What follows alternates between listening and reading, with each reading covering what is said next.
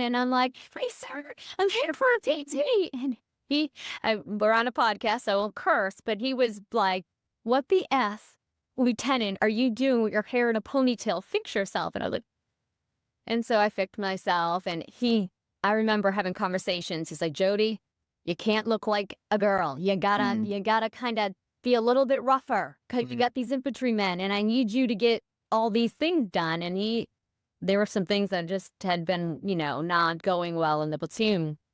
So yeah, I had to definitely use my personality for good and, for getting stuff done.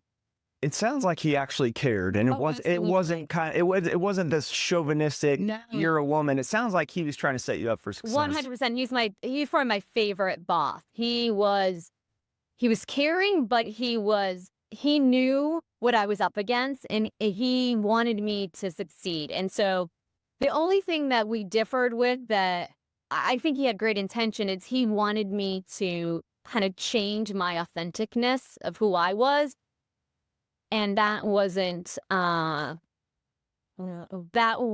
didn't bow well for me. I just needed to be able to be who I was and let the way my style flourish. And so, but he really just wanted me to understand that there were some challenges, and if I wanted to be successful, that I kind of had to rise above. And so how long were you in the transportation world before you made the switch? Well, I was technically transportation for 6 years. I did 6 years, wow. But a couple of them were in protocol. So I did the platoon time, and then I was in S1, which is personnel. And then I went to division and was their support officer for the division. I actually did really well as a transportation officer. It was, I went to Korea, and I was a detachment commander. I was all up and down Korea with all of our transportation assets. I was actually, doing well and liking it. I think that after, now we kind of got into Afghanistan and the whole 9/11, and things are starting to shift. And I was coming out of Korea. My husband was, or fiance at the time, he had said, "Jody, if you go back to a transportation unit, you're going to get deployed. Maybe this is a good time to transition a little bit." And he was able to tell me about a protocol position. He's like, "Your personality, you'd be great." And so US Army Pacific, USAPAC, they had a protocol position, and I was kind of fearless and ruthless. And I left all kinds of messages on the bosses, on her voicemail. And she's like, "Well, you were very persistent, so let's take you on board." And I loved it. It was great. I got exposed to a lot, and it's serendipitous how things work out, because this is kind of how I circled back into the medical world, where I was supporting the U.S.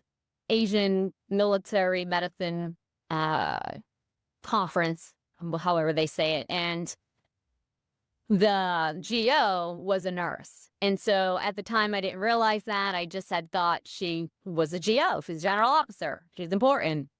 But I mentioned to her that I was a nurse because she said something. And of course, she was all confused on why it was protocol. And so long story short, she said, "Come talk to me in my office when we get back." And at that time, I was kind of looking at, like, do I get out? What do I want to do? I didn't think, with everything going on in the world, like, maybe staying transportation isn't the right thing for me anymore. And was kind of in that period of what did I want to do next? So she said, "Jody, she was a chief of the nurse corps, so she had a lot of pull." She said, "You pass your nursing boards, and I will branch transfer you to the nurse corps." And I was like, "You are kidding me! Like, this is crazy that this opportunity was coming." Now, mind you, I'd been out of for 6 years. Yeah. I was like, "All right, we got to pass the test." So I ended up taking Kaplan, which I recommend to anybody who needs to have a structured plan, which is what I needed. I was smart. I just didn't understand the test. So I ended up passing with flying colors. All was great. I contacted Major General Gail Pollock, who I'm forever grateful for. gave me her cell number. I called her and I was like, ma'am, I passed. She's like, okay, fantastic. So fast forward, she ended up breast trans. So I passed my test. I took my test October 10th. I passed it, or I found out October 15th.